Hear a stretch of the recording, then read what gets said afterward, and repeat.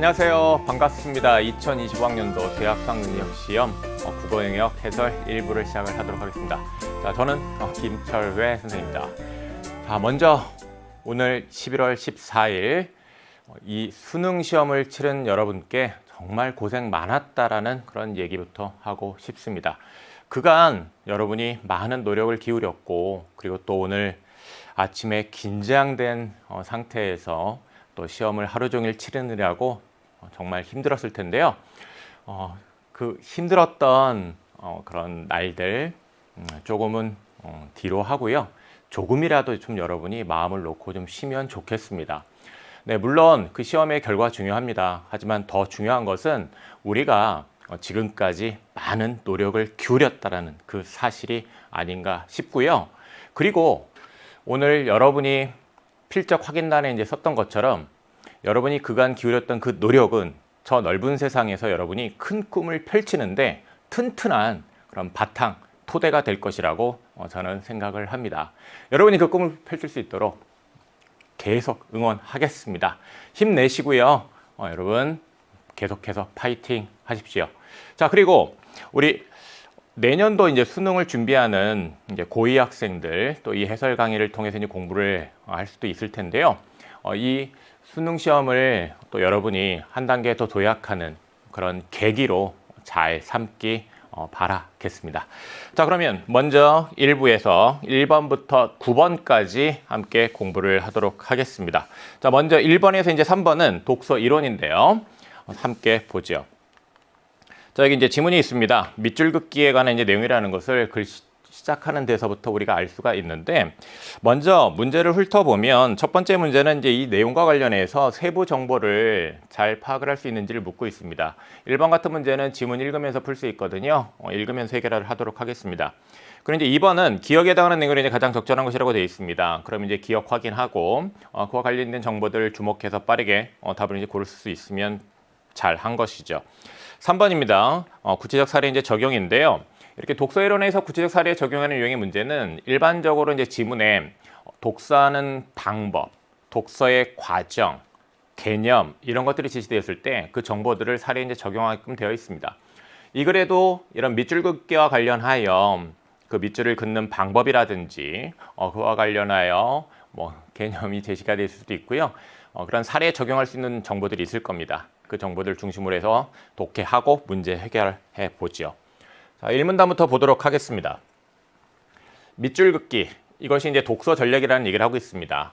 그러면서 이제 이 밑줄 긋기라는 것이 머릿속에 저장을 하고 기억한 내용을 떠올리는데 도움이 된다는 얘기를 하고 있습니다. 그리고 이제 그와 관련해서 표시한 부분에 주의를 기울이니까 저장 돕고, 그 다음에 시각적인 자극을 주어서 기억한 내용을 떠올리는데 단서가 된다는 얘기를 하고 있어요. 그렇다면 결국은 앞에 제시되는 이 내용을 다시금 풀어서 한 번 더 진술을 해준 내용이라는 걸 알 수가 있죠. 또한 밑줄 긋기는 방대한 정보들 가운데 주요한 정보를 또 추리는 데도 효과적이라는 그런 밑줄 긋기의 장점을 얘기를 하고 있습니다. 그리고 일종의 색인, 이런 색인과 같은 역할을 해서, 색인이라는 것은 필요한 것을 잘 찾아볼 수 있게끔 그런 편리함을 제공하는 거잖아요. 그래서 다시 찾아보는 데도 이제 용이하다라고 얘기를 하고 있습니다. 그렇다면 이제 1문단에서는 이 밑줄 긋기와 관련하여 이 밑줄 긋기의 어떤 좋은 점, 장점, 그 정보들을 빠르게 탁 짚으면서 이제 읽었어야 합니다. 이렇게 읽었어야 하고, 이와 관련해서 1번에 1번 밑줄 긋기는 일반적인 독서 상황에서 도움이 된다라고 얘기를 하고 있는데요. 네, 여기 이 밑줄 긋기라는 것이 독서 전략입니다. 독서 전략이고, 이 밑줄 긋기라는 것이 일반적인 독서 상황뿐만 아니라 학습 상황에서도 유용하거든요.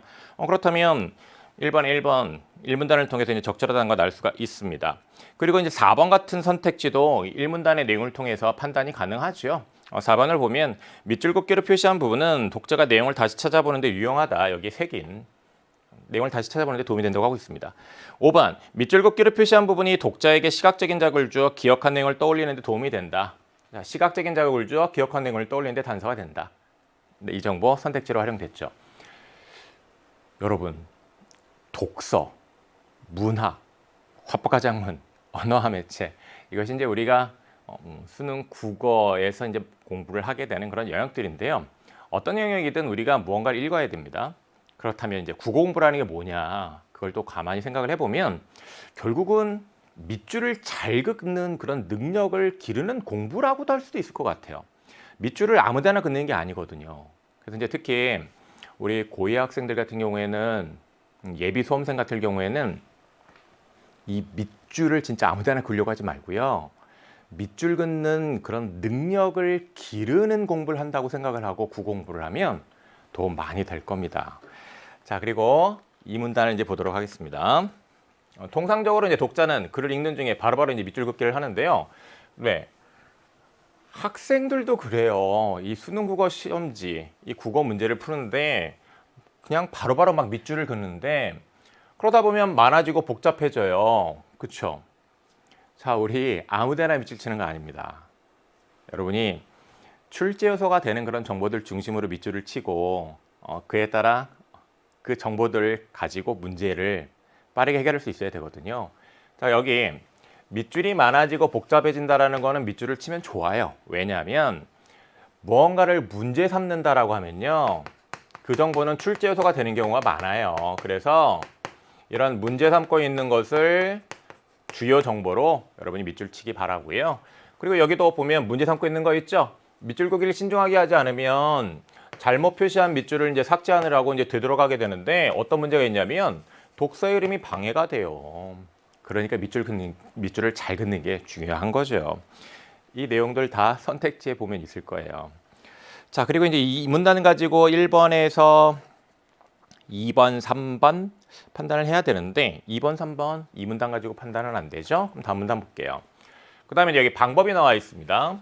이 독서 이런 관련 내용에서는 이런 방법에 관련된 내용들이 또 중요한 출제 요소가 되죠. 그래서 이제 이 방법과 관련된 그런 핵심 내용들을 또 여러분들이 잘 짚어야 했는데, 여기 보면 문장이나 문단에 나타난 정보 간의 상대적 중요도를 결정할 때까지 밑줄 긋기를 잠시 늦추었다가 주요한 정보에 밑줄 긋기를 해야 되는 겁니다. 그냥 바로바로 그냥 아무데나 밑줄 치는 게 아니에요. 그래서 여기 바로바로 아무데나 밑줄 치는 게 아니라는 얘기예요. 읽으면서 그 정보 간의 관계를 고려해서 주요한 정보에 밑줄을 쳐야 되는 거고요. 이 주요한 정보라는 것은 독서 목적에 따라 달라질 수 있어요. 어떤 목적을 내가 갖고 읽느냐에 따라 내가 주목해야 할 정보가 달라지겠죠. 네. 뭐 예를 들어서 어떤 대상의 외형적 특징이라는 걸 내가 알고 싶어서 그 글을 읽는다고 한다면 외형적 특징에 관한 내용들 중심으로 읽어야죠. 그런데 그 대상의 어떤 내적인 특징을 내가 알고 싶다라는 그런 목적을 가지고 읽으면 내적 특징에 관한 내용들 중심으로 읽어야죠. 목적에 따라 주목하는 정보가 달라집니다. 또한 밑줄 긋기 표시 체계를 세우는 것, 이게 이제 역시 또 이제 중요한데요. 가령 선생님 같은 경우에는 여러분과 함께 이제 국어 공부를 할 때 이런 삼각형이라든가 역삼각형, 그 다음에 네모라든가 동그라미라는 기호도 같이 이제 사용을 하거든요. 밑줄도 치면서 이게 나름의 이제 체계가 있다라는 거, 체계가 있으면 좋아요. 이 삼각형과 역삼각형 같은 경우에는 서로 간에 이렇게 대비되는 내용일 때 표시를 하고, 그 다음에 포함하는 것, 포함되는 것, 이런 관계를 또 이렇게 기호로 표시를 할 수도 있고, 주요 정보 나타내고, 그래서 이런 밑줄 위에 다른 기호도 사용하는 것도 좋은 방법이다라는 얘기를 하고 있습니다. 또 이어지는 걸 보면 밑줄 긋기가 필요한 부분에 이제 특정 기호를 사용하여 이제 표시하기로 독자가 미리 정해 놓는 거라는 얘기를 하고 있고요. 네, 그래서 여기 보면 동일한 기호를 이제 붙여서 요 정보들의 관계를 나타내는 거죠. 아, 이것들은 하나의 기준으로 묶을 수 있는 거야. 아니면 순차적인 번호를 이제 붙일 수도 있는 것이고, 네, 이런 방법이 있다는 얘기입니다. 자, 그럼 이제 이 3문단과 관련해 가지고요. 1번의 2번 선택지. 밑줄 이외의 다른 기호를 밑줄 긋기에 사용하는 것이 가능하다. 방금 전에 확인한 정보입니다. 2번 적절합니다. 다음 마지막 문단 보죠. 밑줄 긋기는 어떠한 수준의 독자라든지 쉽게 사용할 수 있다는 점에서 연습 없이 능숙하게 사용할 수 있다고 오해되어 온 경향이 있다라고 하고 있어요. 자, 다시 앞에서 아무데나 밑줄 치는 거 아니다. 무언가를 문제 삼고 있는 정보가 있을 때 그 문제 삼고 있는 그 내용을 주목하면 좋다는 얘기했죠. 이거 문제 삼고 있는 거잖아요. 연습 없이 능숙하게 사용할 수 있다고 이렇게 생각하는 것 자체가 문제라는 거예요. 밑줄 긋기에 대해서 이렇게만 생각하면 안 된다라는 겁니다. 본질적으로 이 밑줄 긋기라는 것이 주요한 정보가 무엇인지에 대한 판단이 선행되어야 한다. 그러니까 중요한 정보가 어떤 거지? 나의 읽기 목적에 따라 이걸 주목해야 되는구나. 이런 생각을 하고 밑줄을 쳐야 된다는 얘기예요. 그런 점에서 단순하지 않다. 밑줄 긋기의 방법을 잘 이해하고 잘 사용하는 것. 독서에서 이제 중요하다는 얘기를 하고 있습니다. 1번에 3번 선택지 남은 거 판단해 보겠습니다. 밑줄 긋기는 누구나 연습 없이도 능숙하게 사용할 수 있는 전략이라고 했는데 이게 문제라고 지금 얘기를 하고 있잖아요. 이렇게 오해하는 것, 요게 좀 문제라는 얘기예요. 그럼 이제 이 내용을 가지고서 거의 3번 선택지를 만든 건데 3번 선택지는 당연히 윗글의 내용과 일치하지 않겠죠. 무언가를 문제 삼고 있는 것, 자 그와 관련해서 일치하지 않는 것, 적절하지 않은 것 어떻게 만듭니까? 문제가 아닌 척하는 거죠. 네, 그런 식으로 선택지 만든다는 건 이제 유의해서 3번 선택하고 가면 되겠습니다. 2번으로 갈게요. 기억에 해당하는 내용으로 가장 적절한 것하고 이제 묻고 있습니다. 기억이 밑줄 긋기의 방법을 이해하고 잘 사용하는 것이었습니다. 1번 선택지를 보면 글을 읽을 때를 대비해서 되도록 많은 부분의 밑줄 긋기를 하면서 읽는 건 많은 부분의 밑줄을 긋는 것은 적절하지 않은 방법이잖아요. 문제 삼는 것이었잖아요. 그죠? 그 다음에 2번 선택지를 보면 글 전체의 주의를 기울일 수 있도록 글을 읽고 있을 때에는 밑줄 긋기를 하지 않는다라고 됐는데 글을 읽는 과정에서도 밑줄을 잘 그어야 됩니다. 주요한 정보 중심으로. 그렇다면 이렇게 밑줄 긋기를 하지 않는다는 것도 역시 기억에 해당하는 내용으로 적절하지 않겠죠. 그 다음에 3번. 정보의 중요도를 판정하기 어려우면 우선 밑줄 긋기를 한 후 잘못 긋은 밑줄을 삭제한다. 정보의 중요도를 판정하기 어렵다고 해서 그냥 아무데나 밑줄 긋기 하면 안 되죠. 그리고 잘못 그은 밑줄을 또 이렇게 삭제를 하려다 보면 어떤 문제가 있다고 했습니까? 이게 되돌아가서 독해의 어떤 그런 흐름이 방해가 된다고 했었어요. 이 문단에 보면 잘못 표시한 밑줄을 삭제하기에 되돌아가느냐 독서 흐름이 방해받게 된다. 이런 거 문제였잖아. 문제 삼는 것들이 출제 요소가 된다니까요. 4번을 보겠습니다. 주요한 정보를 추릴 수 있도록 이 밑줄 긋기의 장점 1문단에 맨 밑에서 위로 세 줄로 올라가면 주요한 정보를 추리는 데 효과적이라고 했습니다. 그걸 근거로 삼고 자신이 만든 밑줄 긋기 표시책에 따라 밑줄 긋기를 하면 좋다고 했는데 그냥 밑줄만 활용하는 것이 아니라 자신이 만든 체계에 따라서 뭐 다른 기호들도 좀 사용해 가지고 밑줄 긋기를 하면 좋다라는 얘기를 하고 있습니다. 그래서 이제 거기 3문단에 중간 아래쪽에서 이제 그런 내용을 제시를 하고 있잖아요. 그에 근거하여 4번을 맞다고 판단을 했어야 했겠죠. 5번. 글에 반복되는 어휘나 의미가 비슷한 문장이 나올 때마다 바로바로 밑줄 긋기를 하면 이 글을 읽는다라고 얘기를 하고 있는데요. 반복되는 어휘, 의미가 비슷한 문장 막 나올 때마다 그러면 이 같은 말, 어떤 유사한 말들을 계속 밑줄 치면서 읽게 되잖아요. 그럼 밑줄 많아지겠죠. 복잡해지잖아. 이렇게 밑줄 많아지고 복잡해지고 그러면 이거 잘하는 겁니까? 그렇지 않다라고 이 글에서 문제 삼았었잖아요. 그렇다면 이제 그 내용에 근거하여 5번 기억에 해당하는 내로 적절하지 않다는 판단을 했어야 합니다. 3번 가겠습니다. 윗글을 바탕으로 학생이 다음과 같이 밑줄 긋기를 했다고 할 때 이에 대한 평가로 적절하지 않은 것은 이라고 이제 얘기를 하고 있는데요. 여기서 독서 목적이라는 것을 반드시 확인했어야 하죠. 독서 목적에 따라 주요한 정보가 달라지거든요. 자, 고래의 외형적 특징에 대한 정보를 습득하는 것이 독서 목적이네요. 자, 그리고 이제 이와 관련하여 이제 1번 선택지를 보면 독서 목적을 고려하면 1문단에서 요 네모로 표시한 부분은 적절하지 않게 밑줄 긋기를 하였군이라고 됐는데 이 네모는 고래의 외형적 특징에 대한 정보가 아닙니다. 그렇다면 여기서 말한 것처럼 적절하지 않게 밑줄 긋기를 했다라고 볼 수 있겠죠. 읽기 목적을 고려하는 거니까. 그 다음 2번을 보면 독서 목적을 고려하면 1문단에서 이렇게 1, 2 순차적으로 번호를 표시를 하고 있는데 요 순차적으로 번호를 표시한 걸 보면 암컷들은 새끼를 낳을 때 서로 도와주며 어민들은 새끼들 정성껏 보호한다고 되어 있는데 이 내용이 역시 이런 외형적 특징에 대한 정보가 아니에요. 그렇다면 적절하지 않게 밑줄 긋기를 했다고 할 수 있겠죠.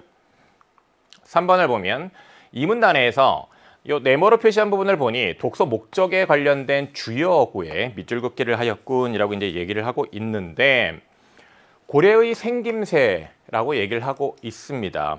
그렇다면 이제 이 고래의 생김새라는 것이 이 독서 목적과 관련이 있는 주요 어구냐라는 판단을 해야 되는데 고래의 외형적 특징에 대한 이제 정보를 습득을 하는 겁니다. 그렇다면 여기 요 3번 선택지 주요 어구에 밑줄 긋기를 했다라는 것 맞죠? 생김새랑 외형적 특징이랑 서로 통하는 말이잖아요. 자, 그 다음에 4번을 보겠습니다. 독서 목적을 고려하면 이 문단에서는 지느러미 있는 배를 젓는 노와 같은 형태, 자 이렇게 표시하는 걸 이제 누락했다고 하겠는데 지느러미는 배를 젓는 노와 같은 형태란 말이 있는데 이거는 결국은 고래의 외형적 특징에 해당하는 정보잖아요. 그렇다면 여기도 밑줄을 쳤어야 되는데 누락했네. 맞죠? 자, 그 다음에 5번을 보겠습니다. 자, 밑줄로 표시한 부분을 보니 독서 목적을 고려하여 3문단 내에서 정보 간의 상대적인 중요도를 판단해 주요한 문장에 밑줄 긋기를 하였고이라고 되는데 고래는 폐로 호흡함으로 물속에서 숨을 쉴 수 없다라는 거예요. 독서 목적을 고려한다고 했단 말이에요. 그렇다면 이것이 고래의 외형적 특징에 대한 정보냐라는 판단을 했어야 되는데 고래의 외형적 특징에 대한 정보가 맞나요? 아니죠.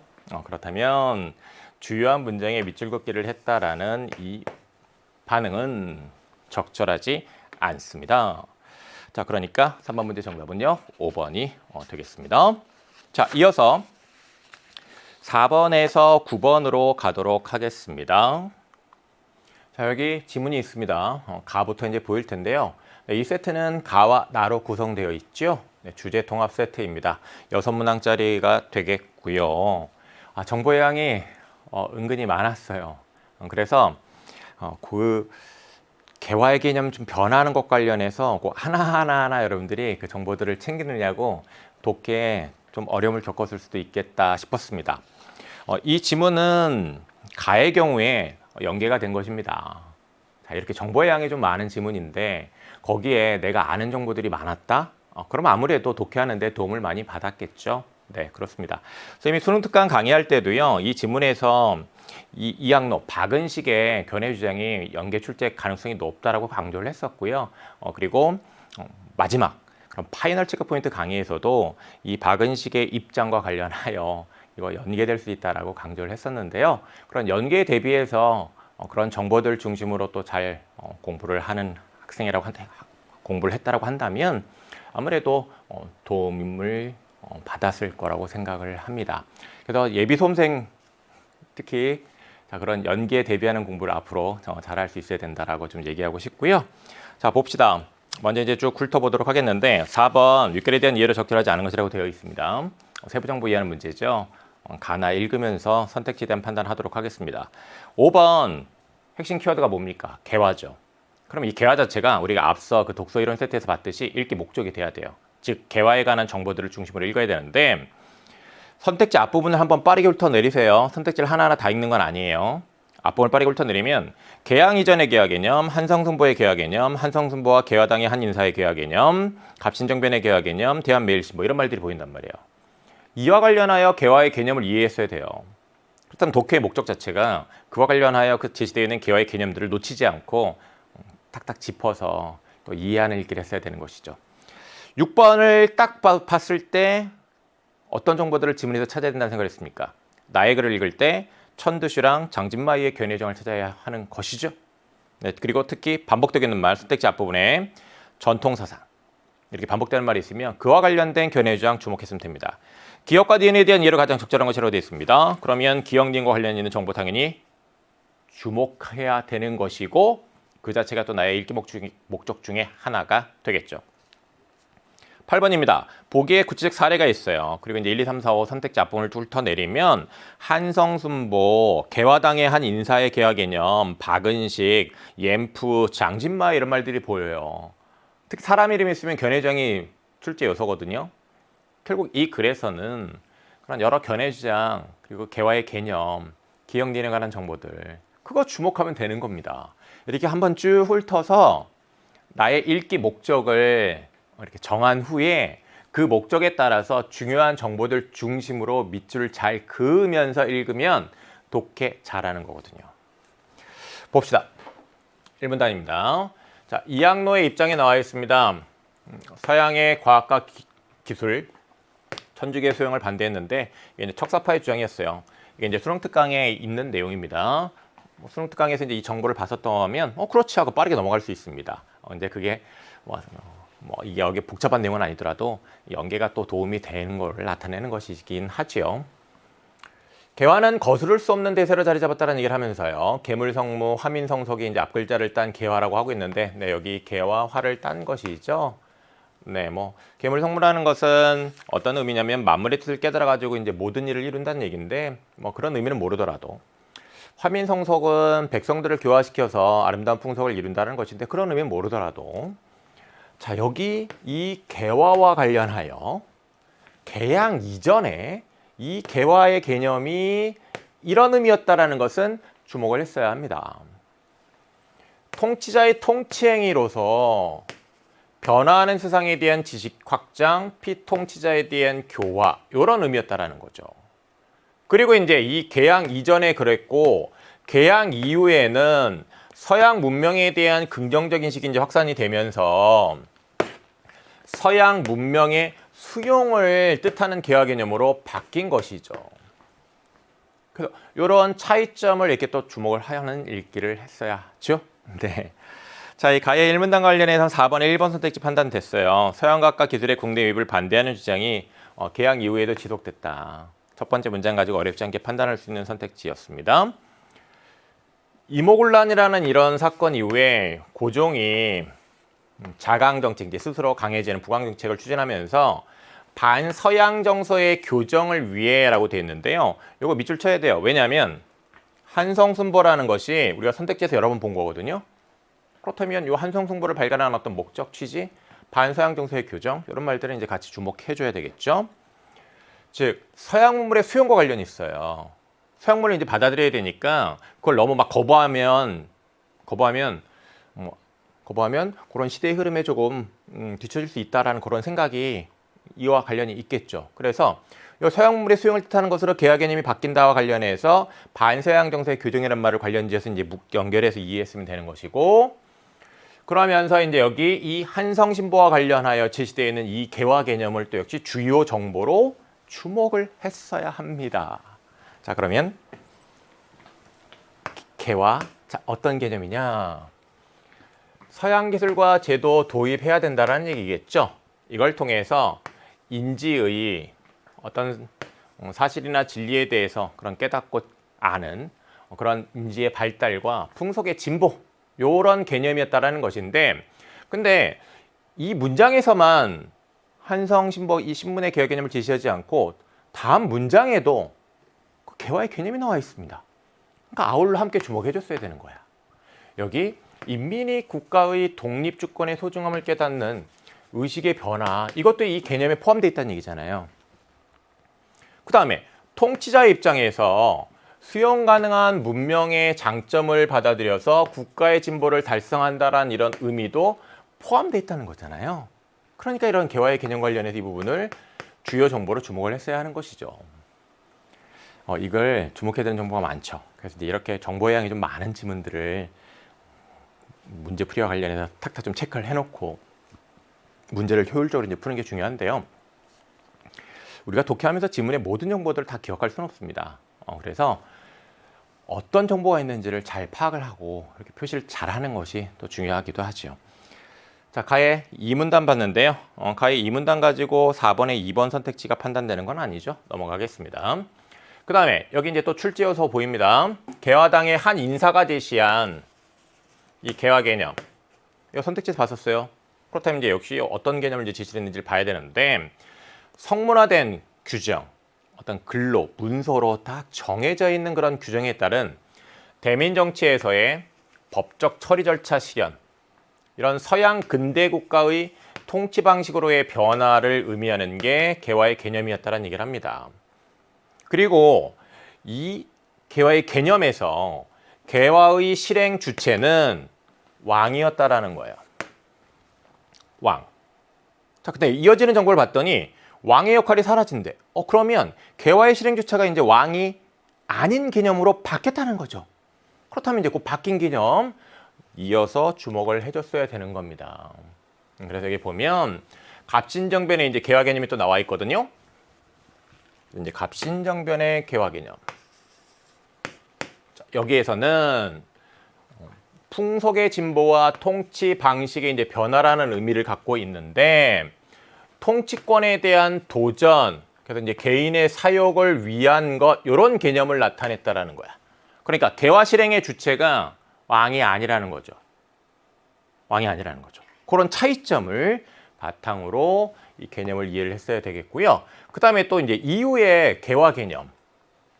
국가구성원을 조직하고 동원하기 위해 부정적인 미제에서 벗어나야 했고 해서 6일준에 서유견문과 관련하여 이런 개화 개념이 또 이제 언급이 되고 있는데, 부정적 이미지를 떼어내고자 했다라는 얘기가 있습니다. 그러면서 출제요소로 활용된 대한매일신보가 있네요. 즉 선택지 아까 우리 확인했던 대한매일신보. 그렇다면 이 대한매일신보와 관련하여 또 개화 개념 제시되어 있는 정보를 주목을 해줬어야 되겠는데, 국가 구성원을 전체를 실행 주체. 그럼 여기서 이제 또 아까 앞에 있는 정보랑 견주면 이 앞에 개화 실행 주체가 누구였어요? 왕이었습니다. 그러면서 여기 갑신정변의 개화 개념부터 그 왕의 역할이 이제 사라지고, 그러면서 이제 여기 대한매일신보에서의 개화 개념에는 실행 주체가 누구냐면 국가 구성원 전체야. 그런 변화의 양상을, 그 차이점을 나타내는 핵심어구 중심으로 탁탁 짚어서 이해하는 읽기를 해야 되는 거죠. 그죠? 근데 국가 주권을 향해 그들을 조직하고 동원하는 것을 의미했다라고 개화의 개념이 제시가 되어 있습니다. 자, 그러면 이제 가의 3문단 봤고요. 4문단도 이제 봐야지 4번에 2번 선택지 판단이 되겠네요. 유학을 혁신하여 철학으로 재구성. 아직 이런 걸 못 봤으니까. 4문단 보겠습니다. 을사노계약 이후에 개화 이제 논의가 문명에 대한 본격적인 이제 논의를 이어졌다라고 얘기를 하면서요. 대한제강의 주요 인사들에 대한 얘기를 하면서 근대 국가를 건설하고자 앞서 문명화를 이룬 일본의 지도를 받아야 한다라고 이제 보았다라는 얘기를 하고 있는데, 그러면 이 대한제강의 주요 인사들이 개화라는 것에 대해서 이제 어떻게 생각을 했는지, 그들의 견해 주장, 그 개화라는 개념에 대한 견해장으로 이제 우리가 여기서 알 수 있는데, 앞서 문명화를 이룬 일본의 지도를 받아야 한다. 즉 먼저 근대화를 이룬 어떤 국가의 것들을 이제 받아들여야 된다. 그런 입장이었던 것 같아요. 이들은 서양 근대 문명의 주체를 주체인식이 이제 준거로 삼았기 때문에 민족 주체성을 간과하는 문제가 있었다라는 얘기를 하고 있잖아요. 선생님이 아까 독서 이런 얘기할 때 뭔가 문제 삼고 있으면 중요하다고 했죠. 그래서 특히 이 문장 주목했어야 돼요. 주체인식의 준거로 삼았다. 서양 근대 문명의 주체를. 그래서 우리 민족의 주체성을 간과했다. 네. 그래서 이 근대화와 관련하여 주체를 인식하는 데 있어서 우리 민족을 어떤 주체로서 중요하게 여기기보다는 서양 근대 문명의 주체인식의 이제 기준으로 삼았다는 얘기잖아요. 그래서 이제 이와 관련해서 이제 박은식이 제시가 되어 있는데, 이 박은식의 견해 주장, 이게 이제 또 수특에서 연계가 된 것이고요. 그래서 이제 그 이런 연계에 대한 대비를 좀 잘하는 공부를 했으면 이 부분의 내용을 좀 더 빨리 읽을 수 있었을 겁니다. 근대 국가 건설과 새로운 주체의 형성에 이제 주목했다고 했잖아요. 새로운 주체 형성에 주목했다. 그러면 이 새로운 주체 형성에 주목했다라는 것은 앞에 요 서양 근대 문명의 주체를 주체인식의 준거로 삼았다라는 것과 대비되는 내용입니다. 그럼 당연히 주목해줘야죠. 그리고 이제 여기에 또 이 문명과 관련해서 물질적 측면 과학, 이것은 서양으로부터 이제 수용해야 한다라는 게 박은식의 입장이에요. 그 다음에 문명의 정신적 측면의 이 철학은 유학을 혁신하여 재구성해야 된다라는 거예요. 그래서 생존과 편리 증진을 위해 과학 연구가 시급하다. 이거는 이제 이 과학을 서양으로부터 수용하는 것과 관련이 있겠죠.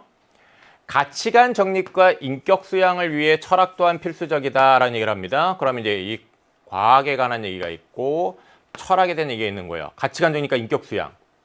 그래서 여기 자국 철학 전통의 정립이라는 동아시아의 사상적 흐름 속에서 그가 제시한 근대 주체는 과학적 철학적 인식의 주체이자 실천적 도덕 수양의 주체로서의 성격을 갖고 있다. 그러니까 우리 스스로 자 수양하고 우리 스스로 주체가 되는 거예요. 그런 내용 이제 주목해서 읽었어야 되겠고요. 네, 수능 특강 관련해서 박은식의 견해 주장에 대한 그런 배경지식이 있으면 훨씬 수월하게 이 내용들이 빨리빨리 이해가 될 수 있었습니다. 자, 그래서 이제 연계에 대한 대비 학습을 잘 해야 된다는 거고요. 자, 그러면 여기 4문단 관련해서 4번의 2번 선택지 보겠습니다. 유학을 혁신하여 철학으로 재구성하는 것이 필요하다는 견해가 을사녹약 이후에 제기되었다라고 됐는데, 네, 을사녹약 이후에 이 박은식의 입장과 관련하여 4번의 2번 선택지 유학을 혁신하여 재구성하는 것 이와 관련된 2번 선택지 적절하다고 판단했어야 되겠습니다. 다음 나를 보도록 하겠습니다. 이 중국에 관한 얘기를 하고 있어요. 중국에 관한 얘기를 하고 있는데 이 중국이 서양의 과학과 기술에 전면적인 관심을 이제 기울인 때가 아편 전쟁 이후라는 얘기를 하고 있고요. 아편 전쟁에서 이제 중국이 졌잖아요. 그래서 이제 위기감, 근대화 추진과 함께 의욕적인 기술 수용으로 이제 이어졌는데 이 청일 전쟁에서도 또 이제 패배를 했단 말이에요. 그래서 그걸 계기로 기술 수용만으로 부족하다는 인식을 이제 생각을 하게 된 겁니다. 그러면 뭔가가 더 필요하다라는 것인데 20세기 초반 진정한 근대를 이루기 위해서 기술 배후에서 작용하는 과학 정신을 사회 전체에 이식하려는 시도가 이제 구체화됐다는 얘기를 하고 있거든요. 이 부분이 이 나의 글의 중심 화제를 또 제시하고 있는 부분이기도 하죠. 그래서 이 부분을 또 특히 좀 중심 화제와 관련해서 또 주목하는 길을 했으면 좋아요.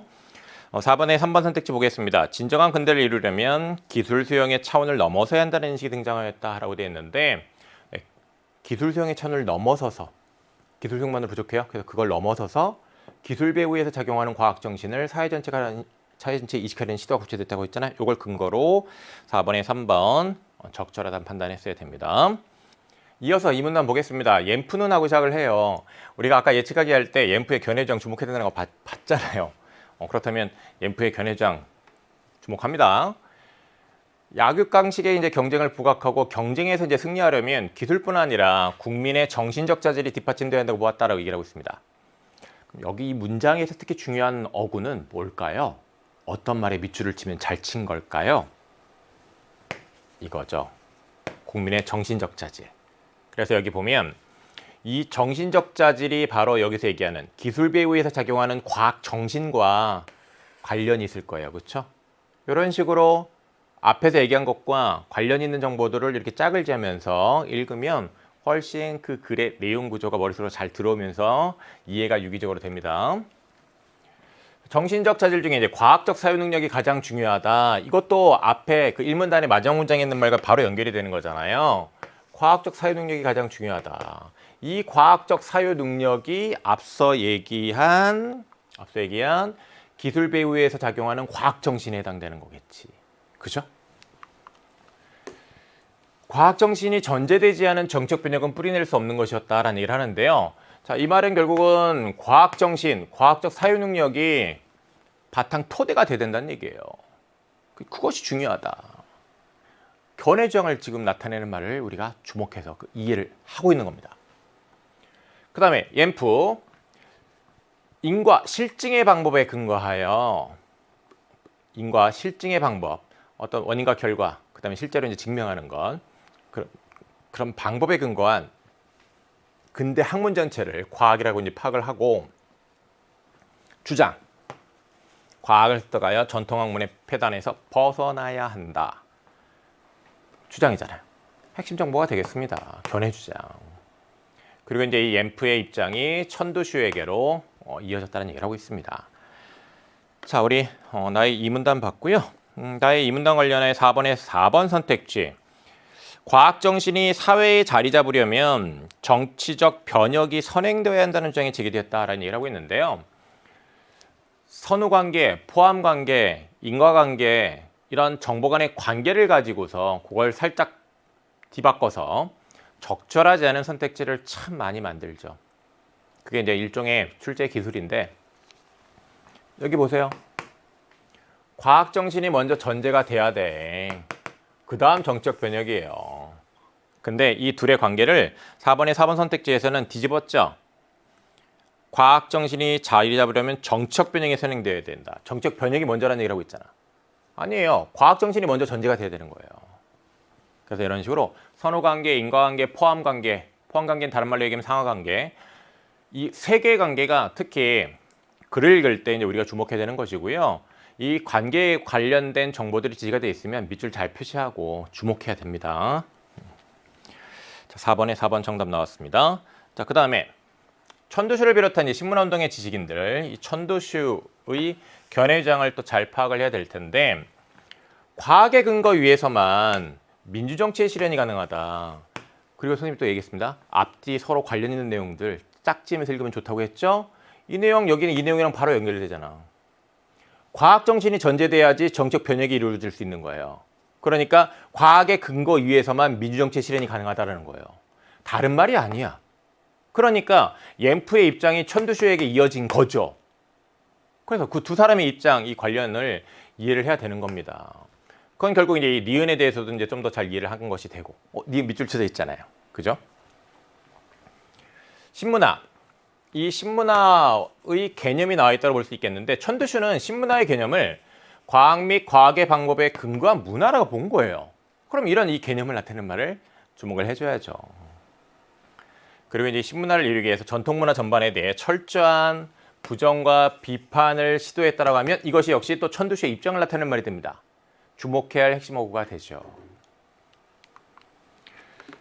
그리고 사상이나 철학이 과학의 방법을 이용하지 않으면 공상에 그칠 뿐이라고 이제 주장했다는 얘기는 사상이나 철학도 과학의 방법을 사용해야 된다는 얘기잖아요. 과학의 방법을 이용을 해야 된다는 얘기예요. 그리고 자, 천두슈의 견해주장입니다. 사회와 인간의 삶에 대한 연구도 과학의 연구 방법을 이용을 해야 한다는 입장인 거예요. 이렇게 입장, 견해주장 나타내는 말들 중심으로 독해야죠. 제1차 세계대전의 비극, 과학을 이용해 저지른 죄악의 결과일 뿐, 자, 이 비극과 관련하여 과학을 이용해 저지른 죄악의 결과일 뿐 과학 자체의 죄악이 아니라고 주장했잖아. 그럼 이 주장도 역시 중요한 정보가 되겠죠. 천두슈의 입장, 천두슈의 견해주장 출제 요소. 자, 주목했고요. 다음 4문단 보도록 하겠습니다. 4번에 5번 선택지 하나 남았는데, 근대과학 문명에 대한 비판적인 인식을 바탕으로 전통 가치관에 주목하는 견해. 아직 못 봤습니다. 다음 문단에 있겠죠. 장진마이가 이제 나왔네. 장진마이 견해주장도 출제 요소잖아요. 그래서 이제 장진마이 견해주장을 좀 보면, 통제되지 않은 과학이 불러온 역작용, 이 과학의 문제점을 봤다는 얘기예요. 과학이 어떻게 발달하든 그것이 인생관의 문제를 해결할 수는 없다며 서양 근대 문명을 이제 비판한 것이죠. 이 과학이라는 것이 인생관의 문제를 해결할 수 없다라는 그런 입장이에요. 이게 이제 견해정을 나타내는 말이 될 거고요. 그리고 이제 서양 근대 문명을 비판하는 입장이었던 것이죠. 그런 견해정을 나타내는 말들 같이 주목하면서, 근대 과학 문명에서 초래된 사상적 위기. 그렇다면 장진마이는 근대 과학 문명에 대해서 이제 왜 비판적인 입장이었냐면, 이 근대 과학 문명에 의해서 사상적 위기가 초래가 됐다는 얘기예요. 주체의 책임 부재에서 이제 비롯됐다라는 거지. 또 과학과 관련하여 이 장진마이의 입장, 과학적 방법을 부정하지는 않았어요. 자, 이런 문제가 있는데, 이런 근대과학 문명에서 이제 사상적 위기가 초래된 이런 문제가 있는데, 그렇다고 해서 과학적 방법을 부정한 건 아니야. 그래서 과학과 관련해서 문제가 있다고 생각하지만 그 방법 자체를 부정하지는 않았다. 이렇게 정확하게 그 입장을 이해를 했어야 됩니다. 이런 내용들이 다 출제 요소가 되잖아요. 인생관의 문제는 과학으로 해결할 수 없다고 했습니다. 과학적 방법이 적용될 수 없다. 앞에 나온 거 다시 한번 반복하고 있습니다. 즉, 다시 또 반복하네요. 인생관은 과학과 별개라는 거예요. 과학으로 인생관 문제가 해결되지 않는다라는 거예요. 과학 만능주의에 기초한 신문화 운동에 부정된 중국 전통 가치관. 이 중국 전통 가치관이라는 것이 결국 인생관 문제를 해결할 수 있다는 거예요. 그러니까 전국 전통 가치관의 이 중국의 전통 가치관은 의미가 있는 거예요. 그런데 앞에 앰프란 천두슈는 어땠어요? 옌프랑 천드쇼 이 전통을 부정했잖아요. 그렇죠? 그래서 거기 산문단의 네 번째, 다섯 번째 줄 보면 전통문화 전반에 대한 철저한 부정과 비판을 시도했죠. 그 입장과 이렇게 인생관과 관련하여 중국 전통 가치관, 가치 있다, 의미 있다고 생각하는 장진마의 입장이 서로 대비가 되는 겁니다. 이렇게 문단 간에 대비되는 내용 요소를 정확하게 잘 짚었는지 그게 이 글 독해에서 중요하게 여러분들이 체크해야 되는 포인트인 거죠. 그걸 잘 못 짚었으면 이렇게 문단 간에 서로 차이가 나는 그런 대비되는 요소들을 잘 짚으면서 읽어야 되는구나. 그런 것들이 밑줄을 그어야 되는, 주목해야 되는 정보구나. 이런 것들을 챙기면 그게 바로 국어 공부를 잘 하는 것입니다. 네, 그러면 4번의 5번 선택지. 근대과학 문명에 대한 비판적 인식을 바탕으로 전통 가치관에 주목하는 견해, 장진마의 견해 제시되어 있습니다. 적절합니다. 4번의 정답은요, 4번이 되겠습니다. 자, 다음 5번 문제로 가겠습니다. 개화에 대한 이해로 이제 적절하지 않은 것 하고 묻고 있네요. 개화의 이 개념과 관련해 가지고요, 지문에 정보가 많이 나왔었어요. 그렇죠? 그래서 이제 그걸 하나하나 좀 챙기느냐고 조금 어려웠을 수도 있는데 또 잘 챙겼으니까 하나하나 또 잘 판단해 보자고요. 1번 선택지. 개항 이전의 개화 개념은 백성을 다스리는 통치자로서의 역할과 관련이 있었다라는 얘기를 하고 있는데요. 개항 이전의 개화 개념이 가의 1문단에 나와 있습니다. 그 내용을 확인하면 통치자의 통치행위로서 변하는 세상에 대한 지식 확장, 피통치자에 대한 교화를 의미했단 말이에요. 그렇다면 백성을 다스리는 통치자로서의 역할과 관련 있는 거예요, 없는 거예요? 관련 있는 거잖아요. 통치자의 통치행위, 피통치자에 대한 교화. 그러니까 통치자로서 피통치자를 교화해야 하는 그런 역할이 있는 거죠.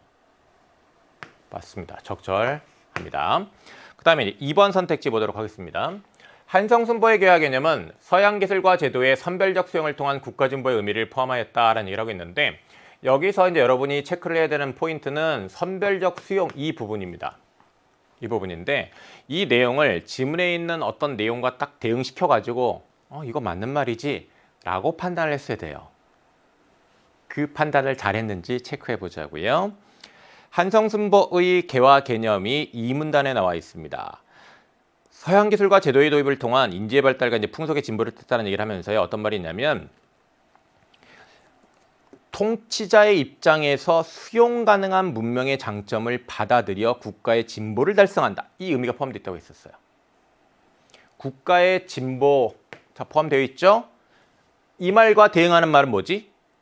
이 말과 대응하는 말은 통치자 입장에서 수용 가능한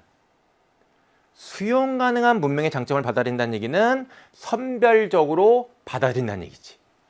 그 내용을 요 선별적 수용이라는 말과 대응시켜서 즉 수용 가능한 문명의 장점을 받아들인다는 걸 선별적 수용과 대응시키고 국가의 진보, 그래 국가의 진보를 달성한다는 거니까 포함한 거 맞지. 이렇게 생각했어야 되는 겁니다. 그 지점 체크하도록 하고요. 3번 봅시다. 한성순보와 개화당의 한 인사의 개화 개념은 통치권자인 왕을 개화의 실행 주체로 상정하였다고 얘기를 하고 있는데 한성순보에 있어서의 개화 개념 그 다음에 3문단에 나와 있는 개화당의 한 인사가 제시한 개화 개념. 자, 여기까지는 개화 실행 주체를 여전히 왕으로 생각한 것이었죠. 그 왕이 개화 실행의 주체였습니다. 그렇다면 이 두 개를 관련 지어서 통치권자인 왕을 개화의 실행 주체로 이제 상정했다라는 것 적절합니다. 왕의 역할이 사라진 것은 그 이후에서예요. 그 이후 갑신정변의 개화 개념부터요. 그러니까 갑신정변의 개화 개념 이전에 이 둘의 개화 개념을 이렇게 말하는 것은 적절한 것이죠. 4번입니다. 개화의 실행 주체로 왕에게 역할을 부여하지 않은 갑신정변의 개화 개념. 네, 이 갑신정변의 개화 개념부터 이 왕이 개화 실행 주체가 이제 아닌 거예요. 통치권에 대한 도전 그리고 개인의 사육을 위한 것으로 그 의미 이해되었죠. 그렇다면 요 4번 선택지도 적절하다. 그 다음에 5번 볼게요. 대한매일신보의 발간에 이르러서야 국가의 주권과 결부한 개화 개념이 제기되었다라고 얘기를 하고 있는데 자, 이것도요. 결국은 이제 시간적인 순서와 관련된 내용을 정확하게 잘 이해를 했느냐예요. 이 부분이 포인트네. 여기 이르러서야. 이와 관련된 판단 잘했습니까? 우리가 개화의 개념이 변화된 거를 쭉 체크를 해왔어요. 자, 이 체크를 하면서 한성순보의 개화 개념과 관련해서 어떤 말을 주목했었냐면 인민이 국가의 독립주권의 소중함을 깨닫는 의식의 변화가 내포되어 있다고 되어 있어요. 그러면 한성순보의 개화 개념에서부터 국가의 독립주권과 개화의 개념을 관련지은 거잖아. 국가의 주권과 결부한 개화 개념이 제기된 거잖아. 그러면 대한매일신보의 발간에 이르러서야라고 말한 것은 적절하지 않은 거잖아요. 대한매일신보의 개화 개념에서도 국가 구성원 전체를 실행 규칙하여 근대국가 주권을 향하면서 근대국가 주권과 그 개화의 개념을 결부했어요. 그런데 국가의 주권과 결부한 게 저 대한매일신보가 시작이 아니라 앞에 한성순보가 있어. 그러니까 여기 이르러서야라는 부분이 틀렸죠. 그래서 5번을 답으로 골랐어야 되는데요. 이거는 어떻게 내용이 전개가 되고 있죠? 통시적으로 전개가 되고 있습니다. 자, 이렇게 통시적으로 전개되는 글은 단계를 끊을 줄 알아야 돼요. 그렇죠? 그래서 각각의 단계에 있어서의 개화의 개념을 짚었어야 하는 것이고요. 이런 과정의 그 단계에 대한 정확한 이해가 있어야 되는데 그 단계를 정확하게 이해한다는 건 뭐냐면 전과 후의 차이점을 잘 파악하는 겁니다. 여러분 1단계랑 2단계랑 왜 구분돼요? 1단계랑 2단계가 같으면 구분돼요? 그걸 왜 구분해요? 같은데. 다르니까 구분되는 거지. 그래서 이 과정에 따라 전개되는 내용을 읽을 때는 각각의 단계와 관련하여 단계 간의 차이점을 핵심어구로 주목해야 되는 거예요. 이해됐습니까? 그래서 그 단계 간의 차이점과 관련하여 특히 한성순보의 개화 개념에서 우리는 국가의 독립주권의 소중함을 깨닫는 의식의 변화, 그걸 주목했는데 그 정보와 관련해서 이 부분 이르러서 여기 아닌데 한성순보에도 있었는데 라는 생각하면서 5번을 답으로 빨리 골랐어야 한다. 6번으로 가도록 하겠습니다. 자, 우리가 예측하기를 할 때 천도슈랑 장진마이의 견해주장이 출제 요소란 걸 파악을 했고요. 그와 관련하여 이제 이 두 사람의 입장을 나타내는 말들을 짚으면서 이제 읽었는데 모두 동의할 수 있는 진술로 가장 적절한 것은 이라고 얘기를 하고 있습니다. 1번 선택지 보죠. 전통사상은 과학 및 과학정신과 양립할 수 없는 것이다. 그렇기 때문에 이 과학정신을 중시하는 입장에서는 그렇다면 전통사상은 부정, 비판돼야 되는 거겠죠. 이건 누구의 입장이에요? 옌프랑 천두슈의 입장이잖아요. 나의 산문당 네 번째 줄 전통문화 전반에 대한 철저한 부정과 비판을 시도한 것은 천두슈입니다. 그렇죠? 장진마이는 전통문화, 전통 가치관 의미 있다고 봤습니다. 이 인생관의 문제 그 해결과 관련하여 전통 가치관 중요하다고 봤습니다. 그렇다면 이것은 천도슈는 동의할 수 있지만 장진마이는 동의할 수 있는 게 아니잖아요. 그 다음에 2번 전통 사상의 폐단은 과학정신이 뿌리내리지 못한 사회체질에서 비롯된 것이다 라는 것인데 이 전통 사상을 문제 삼고 저것을 비판하는 입장 천도슈의 입장입니다. 장진마이의 입장은 아니다. 3번 보죠. 과학을 이용하는 과정에서 문제가 발생했다고 해도 과학적 방법을 부정할 수 없다라는 얘기를 하는데요. 그럼 문제와 관련하여 여러분들이 지문에서 이 문제와 관련하여 어떤 정보가 지시가 되는지를 짚었어야 돼요. 먼저 천두슈와 관련하여 어떤 말을 짚었어야 되냐면 제1차 세계대전의 비극 그걸 짚었어야 돼요. 제1차 세계대전의 비극 문제잖아요. 문제. 자, 그와 관련하여 천두슈는 어떤 입장이었냐면 과학을 이용해 저지른 죄악의 결과일 뿐 과학 자체의 죄악이 아니다. 과학을 이용한 어떤 사람들의 문제이지 과학 자체의 문제가 아니다라는 얘기잖아요. 그렇다면 문제가 있긴 있었지만 그 문제가 과학 자체의 문제는 아니다. 과학적 방법을 부정한 건 아니에요. 그러면 천도슈 입장에서 이거 동의할 수 있죠. 다음 4문단을 이제 보면 장진마이 입장이 제시가 되어 있는데 장진마이가 문제 삼은 게 있습니다. 근대과학 문명 문제 삼았습니다. 어떤 점에서 문제 삼았죠? 사상적 위기를 초래했다.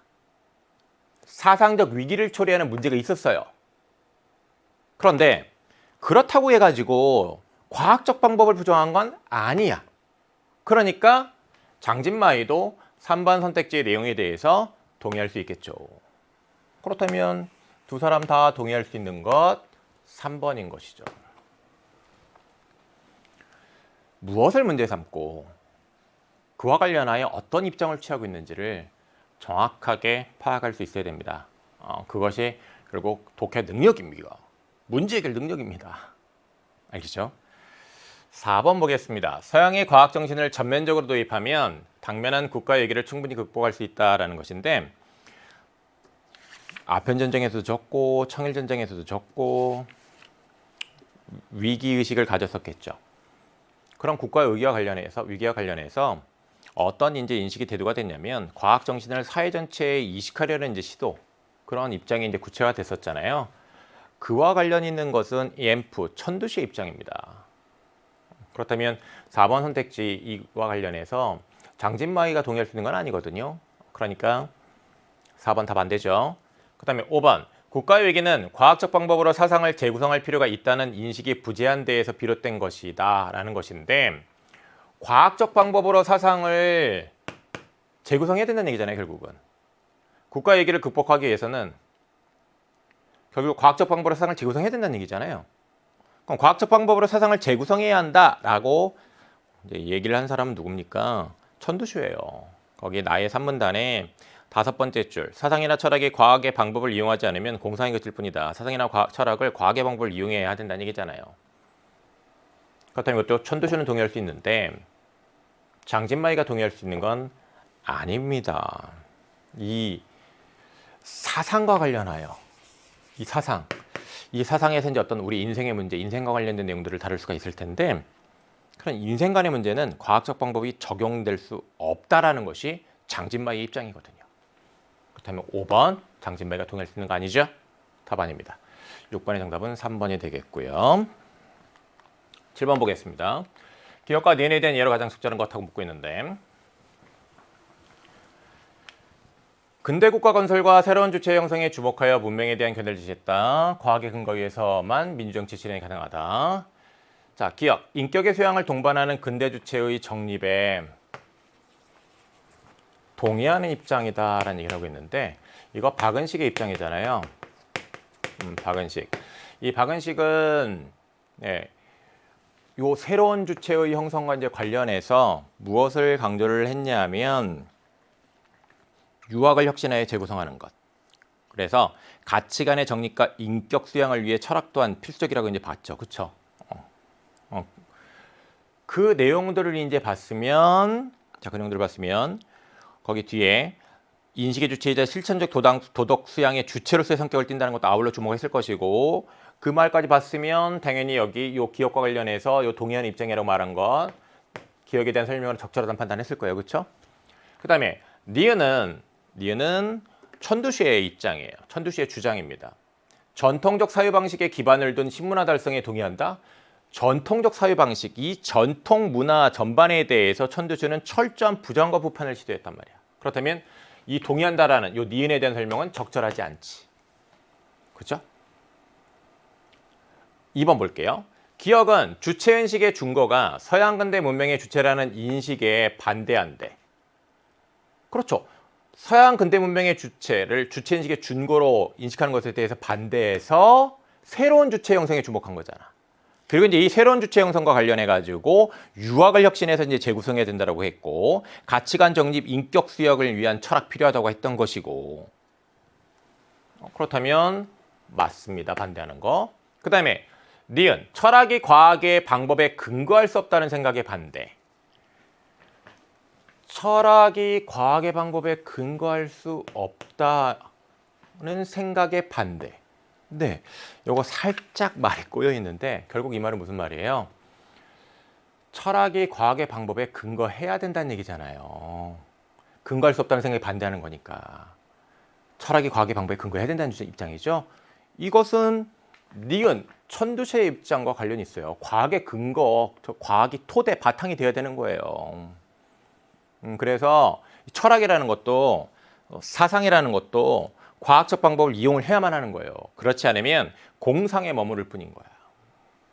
그렇다면 맞는 말이네. 그래서 요 7번의 답을 2번으로 골랐어야 되는 것입니다. 그래서 여기 없다, 반대, 자, 이런 말들을 가지고 헷갈리지 않고 정확하게 내용을 짚어서 판단했어야 됩니다. 그 다음에 3번 볼게요. 기억은 생존과 편리 증진을 위한 과학 연구의 시급성을 부인합니까? 박은식은 생존과 편리 증진을 위한 과학 연구 시급하다라고 인정했어요. 그렇다면 이 시급성을 부인했다라는 설명 적절하지 않죠. 니은은 과학의 방법에 영향받지 않는 사상이나 철학을 부인한다. 네. 사상이나 철학도 결국은 과학의 방법을 이용해야 된다고 했으니까 과학의 방법에 영향받지 않는 사상이나 철학을 부인한 거 맞아요. 이렇게 어떤 부정하는 표현과 관련해 가지고 말을 살짝 이렇게 바꿔서 제시한 것들에 대해서 정확하게 판단하는 것 잘 해야 됩니다. 앞부분이 적절하지 않으니까 3번 답이 될 수가 없지요. 4번 보겠습니다. 기억은 앞서 근대 문명을 이룬 국가를 추종하는 태도를 비판하는 입장이다라고 되어 있습니다. 네, 앞서 근대 문명을 이룬 국가를 추종하는 태도가 바로 이제 어떤 태도냐면 앞에 선택지에서 얘기한 주체 인식의 준거가 서양 근대 문명의 주체라는 그런 인식이잖아요. 그런 견해에 대해서 박은식은 이런 추종하는 태도에서 박은식은 비판적이었어요. 그렇다면 이 태도를 비판한다라는 거 적절하죠. 기억에 대한 설명 맞습니다. 그 다음에 니은은 전쟁의 폐해가 과학을 오용한 자들의 탓이라는 주장을 비판해요. 전쟁의 폐해가 과학 자체의 죄악은 아니야. 과학을 오용한 자들의 죄악이지. 그렇다면 이 니은의 입장에서는 이 주장에 대해서 동의하겠지. 비판하는 게 아니라. 요 4번의 뒷부분이 틀렸죠? 네. 5번 보겠습니다. 기억은 과학과 철학의 문명의 두 축을 이루는 학문이라는 견해에 동의한다라는 것인데 네, 과학과 철학의 문명의 두 축을 이루는 학문이라고 보지요. 그래서 박은식 같은 경우에는 문명의 물질적 측면인 과학, 서양으로부터 수용해야 된다. 정신적 측면인 철학, 유학을 혁신해 재구성해야 된다. 이런 주장했습니다. 이 앞부분의 내용은 맞아요. 니은 봅시다. 철학보다 과학의 우위임을 인정할 수 없다는 견해에 동의. 이걸 인정할 수 없다는 거에 동의를 해요? 과학이 더 중요하다. 과학이 우위에 있다고 보죠. 철학보다. 그게 니은의 입장이죠. 그렇다면 이 뒷부분, 이 우위임을 인정할 수 없다는 견해에 동의한다는 건 적절하지 않은 설명이에요. 네. 자, 그러면 이제 8번으로 갑시다. 7번 문제 정답은 2번입니다.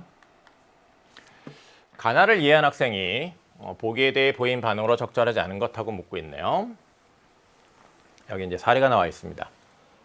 A 마을 가난했지만 전통문화 공동체적 이제 삶을 중시하면서 이웃 마을들과 조화롭게 이제 살았다는 얘기를 하고 있고요. 여기서 이제 주목해야 되는 건 짐과 관련된다고 한다면 서양의 생산 기술을 도입. 요게 이제 짐과 관련이 있겠죠. 서양의 과학 기술을 도입. 큰 내용이랑 연결이 되잖아요. 자, 여기에서의 이 서양의 생산 기술을 도입하는 목적은 마을의 경제 발전이네. 그리고 여기 마을 사람들 정책의 필요성에 공감하네요. 근데 자신들이 발전을 이뤄낼 수 있다는 확신이 부족한 거네. 이 확신이 부족해가지고 정부는 여러분들이 노력하면 우리 마을 발전할 수 있습니다. 라고 그런 마을의 역량을 달성하는 미래상을 지속해서 이제 홍보한 거죠. 이런 문제점 때문에. 그래서 이제 물질적 풍요를 이제 누리게 됐는데 갈등하게 됐고 A 마을은 새로운 기술의 수용만을 우선시했습니다. 그러면 기술의 수용만을 우선시했어. 그러면 기술의 수용과 관련해서 나의 글에서 함께 이제 강조한 것들이 있습니다. 강조한 것들이 있습니다. 뭐 과학 정신 강조가 된 게 있고 그와 관련해서 이제 EMF 천두시 입장 나와 있고 그다음에 또 다른 이제 그와 반대되는 입장으로 장진마이 입장이 제시가 되어 있는데 장진마이 같은 경우에는 중국 전통 가치관의 수호, 중국 전통 가치관 의미 있다고 생각하는 입장이었습니다. 이런 것들이 제기가 됐단 말이야. 그런 내용이랑 또 관련이 있겠죠. 협력과 나눔의 인생관이라는 말이 또 중요하지. 인생관이라는 말이 나의 그 끝에 장진마이 입장 관련해서 제시된 말이잖아. 이런 게 이제 지문이랑 또 연결되는 거겠죠. 인생관은 낡은 관념이 되었다. 젊은이들에게 전통 문화는 서양 문화에 대해 열등과 두려움이 됐다고 되어 있는데 장진마 입장에서 보면 이 전통적인 가치관을 수호를 했어야 되는데 그렇지 못하기 때문에 이런 문제가 생겼다라고 말을 하겠죠. 그런 생각까지도 사실 이 보기만 봐도 할 수가 있습니다. 자, 1번 선택지 보겠습니다. 가에서 한성순보를 가능한 취지, 서양에 대한 반감을 줄이는 데 있다라고 말할 수 있죠.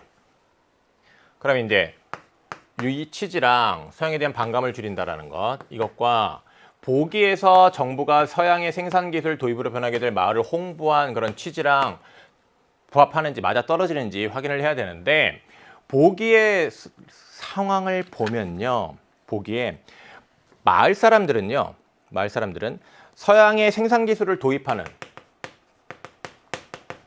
서양의 이 생산기술을 도입하는 이런 정책에 대해서 필요성 공감해요. 즉, 이 도입하는 것에 대해서 반감 갖고 있지 않았다고. 근데 지금 여기 한성순보를 가능한 이 시기에는 반감이 있었던 거지. 그래서 주려고 한 거잖아요. 상황이 다르죠. 그래서 이 필요성에 이제 공감을 하는데, 다만 이제 문제가 되는 건 뭐였냐면, 자신들이 발전을 이뤄낼 수 있다는 확신이 부족했던 거예요. 발전을 이뤄낼 수 있다는 확신이 부족했기 때문에 이런 서양의 생산기술 도입으로 변하게 될 마을을 홍보를 한 거죠. 마을 사람들 독려하기에 마을의 역량으로 달성할 수 있는 미래상을 지속해서 홍보한 거죠. 그렇다면 부합하는 거 아니잖아요. 여기서 홍보한 것은 확신을 심어주기 위해서야. 그죠? 어떤 사람들에게? 이런 서양의 생산기술 도입의 필요성에 공감하는 사람들에게 대해서, 즉 서양의 생산기술 도입에 대해서 긍정적으로 생각하는 입장을 지닌 사람들에 대해서 확신이 부족한 거, 이 문제를 해결하기 위해서야. 근데 이 자체는 반감을 가진 사람들이 있어서 그 반감을 줄이려고 하는 거야. 다르죠? 구별됩니다. 근데 부합한다고 했으니까 적절하지 않은 것이고, 그러니까 답이 1번이죠. 2번 선택지 보겠습니다. 가에서 개화당의 한 인사의 개화 개념에 내포된 개화의 지향점은 통치방식의 변화와 관련이 있다는 진술이 지문에 제시가 되어 있습니다. 보기에서 정부가 서양의 생산기술을 도입하며 내세운 목표는 마을의 경제발전이죠. 그렇다면 이 마을의 경제발전이라는 것과 통치방식의 변화라는 것은 서로 구별됩니다. 맞습니다. 그 다음에 가에서 박은식은 과학과 구별되는 철학의 중요성을 이제 강조를 했습니다. 과학은 물질적 측면, 문명의 물질적 측면, 문명의 정신적 측면은 철학, 그렇게 구별했는데, 그래서 이제 이 철학의 중요성을 강조를 했었는데, 네. 보기에서 젊은이들의 자문화에 대한 인식 변화는 가치관 정리를 위한 철학이 부재했기 때문에, 그렇죠? 이 서양의 기술을 수용하는 주체와 관련하여 그 주체가 지녀야 하는 그런 철학, 이 철학이 부재했기 때문이라고 할 수 있는 거죠. 박은식 입장에서 보면 이런 철학이라는 게 굉장히 중요하거든요. 특히 자, 여기 주체로서 지녀야 되는 이 철학. 그래서 박은식은 새로운 주체 형성에 이제 주목했다고 말할 수 있는 것이고, 그런 새로운 주체가 실천적 도덕 수양의 주체로서의 성격을 띠어야 된다고 보거든요. 그렇기 때문에 이 3번 선택지도 적절하겠죠. 4번 보겠습니다. 나에서 옌프는 경쟁에서 승리하기 위한 조건으로 기술과 정신적 자질을 강조를 했으므로 라고 얘기를 하고 있는데, 네, 기술 그리고 정신적 자질도 이제 강조를 했습니다. 네, 보기에서 마을이 기술의 수용만을 중시를 하게 되면 당연히 이 정신적 자질 측면이 부족하니까 옌프 입장에서 보면 승리할 수 없다고 볼 수 있겠죠. 옌프는 경쟁에서 승리하기 위해서, 자, 이 문단의 두 번째 줄입니다. 기술뿐 아니라 국민의 정신적 자질이 뒷받침해야 한다고 봤거든. 그러니까 경쟁에서 승리하기 위해서는 기술의 수용만으로는 안 돼. 정신적 자질이 뒷받침돼야 되는 거지. 그렇죠? 5번. 나에서 장진마이는 과학적 방법의 한계를 이제 지적했다라는 것인데요. 네, 이 과학적 방법이라는 것으로 인생관 문제를 해결할 수는 없어요. 한계가 있습니다. 보기에서 마을이 과거에 중시했던 인생관이 더 이상 유효하지 않게 된 문제는 과학적 방법으로, 이 인생과 관련된 문제는 과학적 방법으로 해결할 수 없다고 보겠죠. 5번 적절합니다. 이제 8번 문제 정답은 1번이지요. 다음 9번을 보겠습니다. A와 문맥상 의미가 가장 가까운 것은 이라고 얘기를 하고 있는데, A가 어디 있습니까? 나의 3문단에 있네요. 나의 3문단에 네, 6번째 줄이죠. 거기 보면 공상에 그칠 뿐이라고 주장. 사상이나 철학이 공상에 그칠 뿐이다. 그러면 사상이나 철학이 그 공상의 어떤 그 상태에 머무른다는 얘기잖아요. 어떤 공상, 빈 공자잖아요. 헛된 생각에 머무른다. 어떤 상태, 상황에 머무른다. 그러면 우리 학교는 이번에 16강, 요 16강이라는 이런 상황에 머무른다. 이거네. 답을 해서 2번으로 이제 골라서 해야 되는 거고요. 비가 그냥 그치는 거죠. 비가 끝나는 거야. 울음이 끝나는 거지. 말을 멈추는 거죠. 불평이 끝나는 거지. 그쵸? 어떤 상황에 머무르다는 의미를 갖고 있는 것은 2번 하나네요. 그래서 2번을 답으로 골랐어야 합니다. 네, 이번 시간 1번부터 9번까지 함께 살펴봤습니다. 여러분들 이제 고생 많았고요. 다음 시간 2부에서는 10번부터 17번 함께 공부를 하도록 하겠습니다. 오늘 수능 치른 우리 학생들 정말 고생 많았습니다. 자, 여러분의 그 꿈 끝까지 응원하겠습니다. 자, 그리고 2부에서 또 만날게요. 안녕.